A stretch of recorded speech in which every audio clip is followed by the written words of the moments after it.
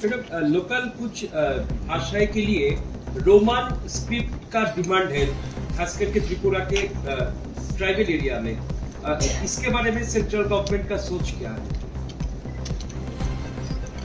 ये सब्जेक्ट तो हमारा नहीं है। अब वो रोमन करते हैं या देवनागरी करते हैं, ये तो शायद स्टेट गवर्नमेंट का मैंडेट होगा, क्योंकि जो भी होता है सेंटर में जो भी आएगा, अगर प्रस्ताव अगर माननीय देखिए उसका अंतिम होगा प्रेसिडेंट इसमें देंगे, उससे पहले स्टेट गवर्नमेंट उसको अपनी असेंबली में पास कराएगी जो भी इस तरह के निर्णय हैं।